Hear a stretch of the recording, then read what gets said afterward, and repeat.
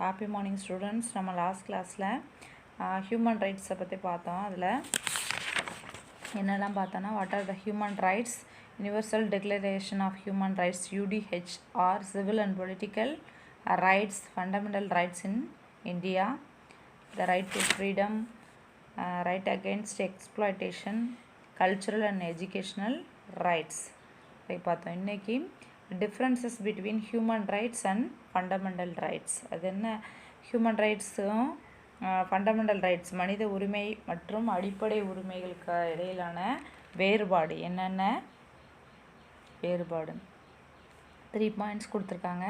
The first point, the right that the human being deserve to survive with respect and freedom. மனிதன் தன்மானத்தோடு சுதந்திரத்தோடு வாழ்கின்ற உரிமை அப்படின்றது ஹியூமன் ரைட்ஸ் சொல்கிறாங்க. ஃபண்டமெண்டல் ரைட்ஸ், அடிப்படை உரிமைகள் அப்படின்னு சொல்லும்போது, the elemental right of citizens of a country which are listed in the constitution and enforceable under the law is known as fundamental rights. அரசியலமைப்பில் காணப்படக்கூடிய குடிமக்களின் ஆதார உரிமை அடிப்படை உரிமைகள் எனப்படும் சொல்கிறாங்க. இந்த சட்டத்தின் மூலம் நடைமுறைப்படுத்தலாம். அதாவது அரசாங்கத்தில் உரிமைகள் என்னெல்லாம் எழுதி வச்சுருக்காங்களோ அந்த ஆதார உரிமைகள் அடிப்படையில் உரிமைகள் வழங்கப்படும் சொல்கிறாங்க. நெக்ஸ்ட் பார்த்தீங்கன்னா, human rights include those rights which are basic to a real life and are absolute, that is it cannot be taken away. மனிதன் வாழ்வில் அடிப்படை தேவைகளுக்கான உரிமைகள் எல்லாமே இதில் இருக்குது. இந்த அடிப்படை உரிமைகளை யாராலும் என்ன செய்ய முடியாது, தடை செய்ய முடியாது, படிக்கவும் முடியாது. Fundamental rights includes only those rights which are basic to normal life. அடிப்படை உரிமைகள்னு சொல்லும்போது மக்களினுடைய சாதாரணமான வாழ்க்கை, அதற்கு ஆதாரமாக உள்ள உரிமைகள் அடிப்படை உரிமைகளில் அடங்கும். இப்போ சாதாரணமான என்னது? இருக்க இருப்பிடம், உண்ண உணவு, உடுத்துவதற்கு ஆடை, இது அடிப்படை ஆதாரம். இந்த உரிமைகளை அடிப்படை உரிமைகள்லையும் அடங்கும் அப்படின்னு சொல்கிறாங்க. Next, human rights, last point, human rights are recognised at international level. மனித உரிமைகள் அப்படின்னு சொல்லும்போது பன்னாட்டு அளவில் நிர்ணயிக்கப்பட்டுள்ளது அப்படின்னு சொல்கிறோம். Next, fundamental rights are guaranteed under the constitution of the country அப்படின்னு சொல்கிறாங்க. அடிப்படை உரிமைகள் நமதனுடைய நாட்டினுடைய அரசியல் அமைப்பு சட்டத்தின் மூலம் உத்தரவாதம் அளிக்கப்படும். ஃபண்டமெண்டல் ரைட்ஸ், அடிப்படை உரிமை அப்படின்னு சொல்லும்போது எல்லாமே என்னது? அரசாங்கத்தில் அந்த சட்டத்திட்டங்கள் ஆவணங்களில் என்ன மென்ஷன் பண்ணியிருக்காங்களோ அதன் அடிப்படையில் தான் அந்த உரிமைகள் அப்படின்றது கட்டாயமாக்கப்பட்டுள்ளது அப்படின்னு சொல்கிறாங்க. நெக்ஸ்ட் டாபிக் என்னன்னு பார்த்தோன்னா, ரைட் டு கான்ஸ்டியூஷனல் ரெமடிஸ், அதாவது அரசியலமைப்பு தீர்வுக்கான உரிமை. அது என்ன அப்படின்னு பார்த்தோம்னா,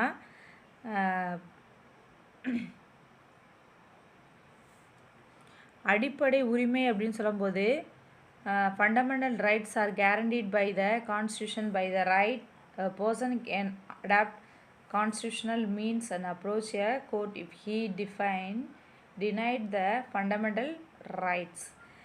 அடிப்படை உரிமைகள் அரசியலமைப்பு சட்டத்தினால் உத்தரவாதம் தரப்பட்டவை. ஒரு குடிமகனுடைய அடிப்படை குடிமகனுடைய அடிப்படை உரிமை மறுக்கப்படும் பொழுது அவன் என்ன செய்யலாம்? நீதிமன்றத்தை நாடலாம். அந்த நீதிமன்றம் அந்த குடிமகனுக்குரிய உரிமை மீட்டளிக்கிறதுன்னு சொல்கிறாங்க. The constitutional remedies but the right anything which may be wrong the terms of the constitution. This rights therefore protect and safeguard all their rights அப்படின்னு சொல்கிறாங்க. அப்போ அரசியலமைப்பு சட்டம் அப்படின்னு சொல்லும்போது ஒரு ஏதேனும் தவறாக கருதப்பட்டுச்சு அப்படின்னா அதற்கான சரியான ரெமடிஸ், தீர்வு அப்படின்றது அந்த அரசமைப்பு சட்ட தீர்வாணைகள் வழங்குகிறது. இந்த மாதிரி உரிமைகள் அனைத்துமே பாதுகாப்பானதாகவும் காவலாகவும் அமைகிறதுன்னு சொல்கிறாங்க. நெக்ஸ்ட் பார்த்தீங்க அப்படின்னா, ஃபண்டமெண்டல் டியூட்டிஸ், அடிப்படை கடமைகள். There are in the form of duties and responsibility of citizens. The original constitution which came into force with effect from 26th January 1950. அப்போ அடிப்படை கடமைகள்னு சொல்லும்போது 1950 ஜனவரி 26 முதல் வந்து நடைமுறைக்கு வந்துச்சு. இந்திய அரசியலமைப்பு சட்டத்தில் வந்து அந்த அடிப்படை கடமைகள் அப்படின்றது வந்து இந்திய அரசியலமைப்பு சட்டத்தில் வந்து அடிப்படை கடமைகள் அப்படின்ற பகுதி வந்து இடம்பெறவில்லை அப்படின்னு சொல்கிறாங்கன்னா இந்த amendment act in 1976 42nd amendment the constitution states 11 fundamental duties as given below. அப்போ 1976 42வது சட்டப்பிரிவின்படி அரசியலமைப்பு என்ன செஞ்சுருக்கு 11 அடிப்படை கடமைகளை வந்து சொன்னாங்க. அது என்னென்ன அப்படின்னு பார்த்தோன்னா respect for the constitution and its deals and institutional and national flag and the national anthem. ஒவ்வொரு இந்திய குடிமகனும் இந்திய இருக்கக்கூடிய அதனுடைய இந்திய அரசியலமைப்பு சட்டத்தை மதிப்புடன் நடத்தணும். ப்ளஸ் வந்து நேஷ்னல் தேசிய கொடியை வந்து மதிக்கணும். ப்ளஸ் வந்து நேஷ்னல் ஆந்தம் தேசிய கொடி மற்றும் தேசிய கீதம் இவற்றை வந்து மதிக்கணும்னு சொல்கிறாங்க. Second one the follow of என்ன cherish noble ideals which they inspired our national struggle for freedom. விடுதலை போராட்டத்தின் போது ஒரு உன்னதமான லட்சியங்களை வந்து நினைவிற்கு வந்து கொண்டு வர வேண்டும். அதை வந்து லட்சியமாக வச்சிருக்கணும். To uphold and protect the sovereignty, unity and integrity of India. இந்தியாவினுடைய இறையாண்மை, ஒற்றுமை, ஒருமைப்பாட்டை வந்து பேணி பாதுகாக்க வேண்டும். To defend the country and render national service which called up to do so. To promote harmony and spirit of common brotherhood among all the people of India, transcending religious, linguistics, regional or sectional diversities, to renounce practice democracy to the dignity of women. சமயம், மொழி, மண்டல அல்லது பிரிவு வேறுபாடுகளை வந்து மக்கள் அனைவரும் என்ன செய்யணும், சகோதரத்துவத்தோட இணக்கமாக இருக்க வேண்டும். பெண்களை இழிவு செயலை செய்யக்கூடாது. ப்ரொடெக்ட் என்ன சொல்லியிருக்காங்க, to protect and improvement natural environment including forest, lake, river and wildlife and have compassion on living creatures. அதாவது என்ன சொல்கிறாங்க அப்படின்னா காடுகள். அப்போ நம்ம நாட்டில் இருக்கக்கூடிய அந்த ஏரி, குளம், ஆறு, விலங்கினங்கள், சுற்றுப்புற சூழல் இதை வந்து பாதுகாப்பதோட மேம்படுத்துவது, உயிரினங்கள் மீது கருணை காட்ட வேண்டும் அப்படின்னு சொல்லி சொல்கிறாங்க. நெக்ஸ்ட் பார்த்திங்கன்னா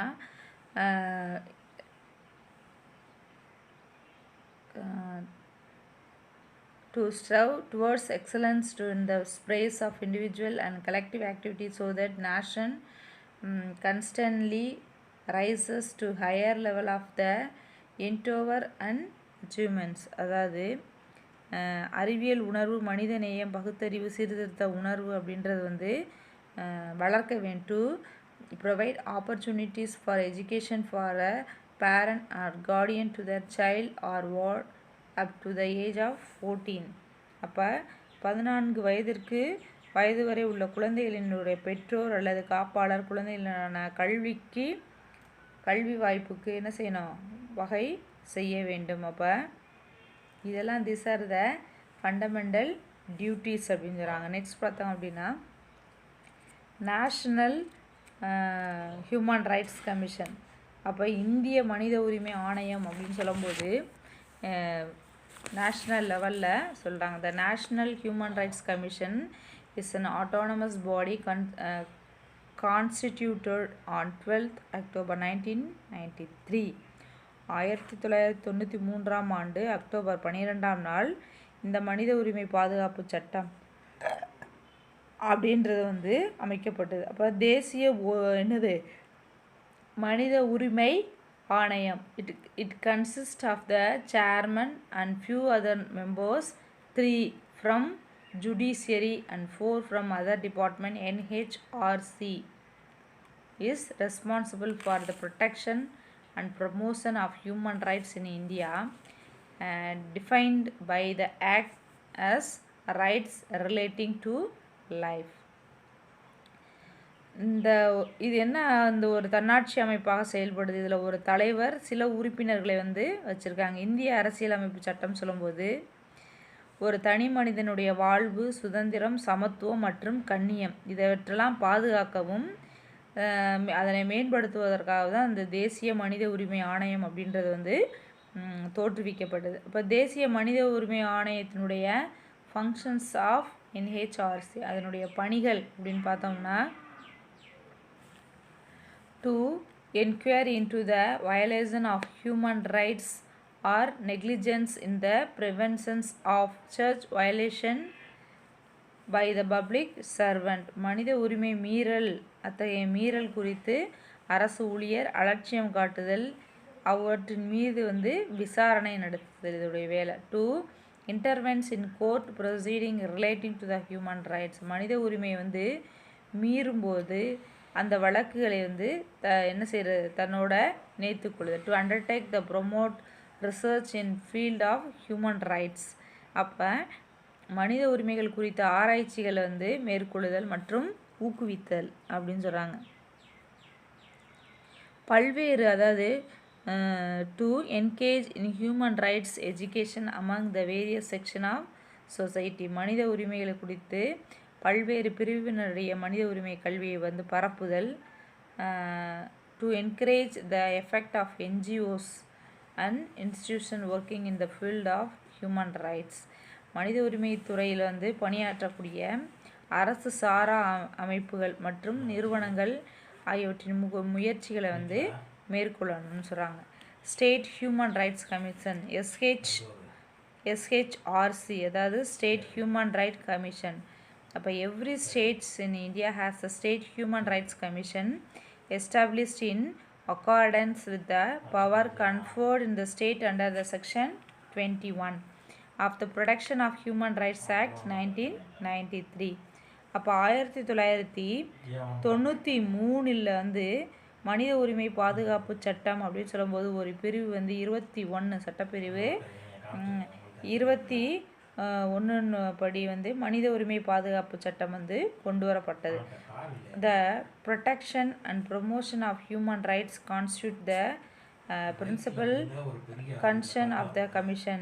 Moreover, the procedures adopted by the Commissions to conduct its proceeding, they show moot action taken and complaints regardless of the sources received and transparency of the proceeding of the SHRC அப்படின்னு சொல்கிறாங்க. அப்போ எழுத்து மூலமாக முதன்மை, அதாவது பாதுகாப்பு மற்றும் மேம்பாடு அப்படின்றது வந்து இந்த ஆணையத்தினுடைய முதன்மை நோக்கம். அப்போ எழுத்து மூலமாக புகார் பெறாவிட்டாலும் கூட மாநில மனித உரிமை ஆணையங்களுடைய செயல்பாடுகளை வந்து வெளிப்படையான தன்மையாக இருக்குது அப்படின்னு சொல்கிறாங்க. அப்போ இது என்ன, இதனுடைய விதிகள் அப்படின்னு சொல்லும்போது அதன் மூலமாக மாநிலங்களுடைய ஆணையத்தின் இது செயல்முறைகள் அப்படின்றது வந்து வலுவாக்கப்பட்டுள்ளது. ஃபங்க்ஷன்ஸ் ஆஃப் மாநில மனித உரிமை ஆணையத்தினுடைய பணிகள் அப்படின்னு பார்த்தோம் அப்படின்னா ஃபங்க்ஷன்ஸ் ஆஃப் SHRC. அப்போ அப்படி இருக்கும்போது the SHRC shall inquire into violation of human rights in respect of matters specified in the states and concurrent list. மாநில பட்டியல், பொதுப்பட்டியல் இதற்றை வந்து அவற்றில் குறிப்பிடப்பட்டுள்ள அம்சங்கள் அப்படின்றது வந்து மனித உரிமை மீறல்களை வந்து விசாரிப்பதற்காக கொண்டு வந்திருக்கு. Its objectives and duties of the same NHRC but confined only to the state. It has chairman and 2 members.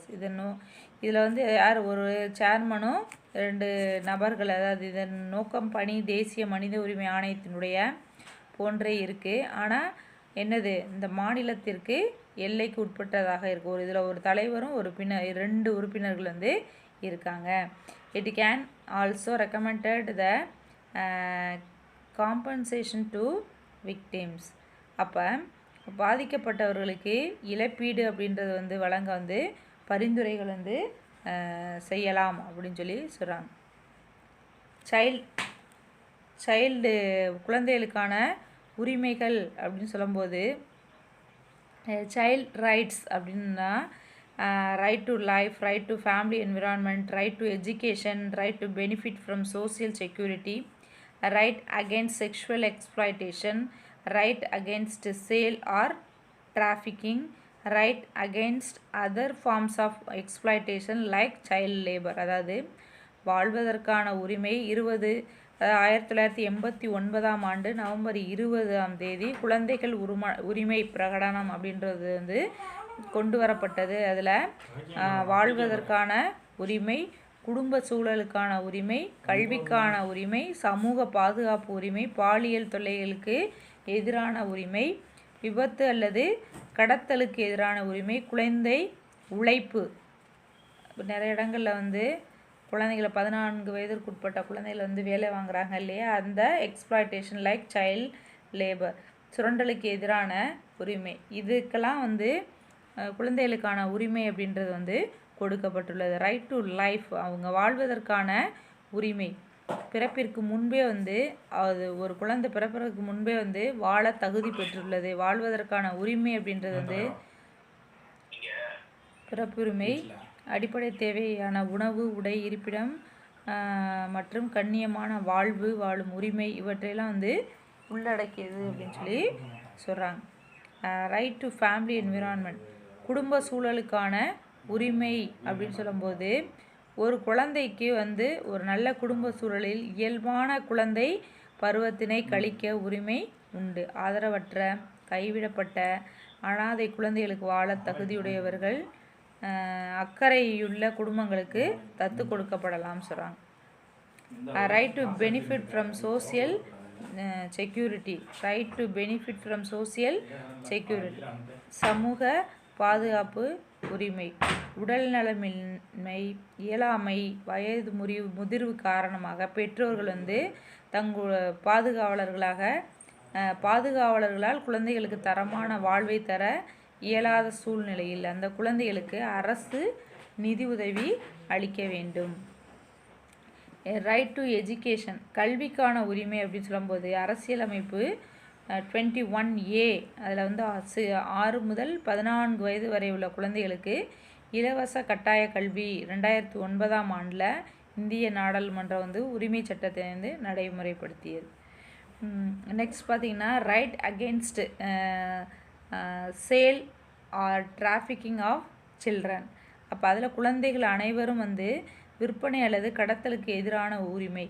அப்போ மனித உரிமைகள் கொண்ட தனிநபர்கள் அப்படின்னு சொல்லி சொல்லலாம். அப்போ குழந்தைகள் விற்பனை மற்றும் கடத்தல் நடைபெற ஏழ்மை, பாலின பாகுபாடு, சிதறிய குடும்பங்கள் இவற்றை வந்து முக்கிய காரணமாக சொல்லப்படுது. நெக்ஸ்ட் பார்த்திங்க அப்படின்னா நெக்ஸ்ட் கிளாஸில் வந்து நம்ம மீத உள்ளதை வந்து பார்ப்போம். ஓகேவா? Thank you students.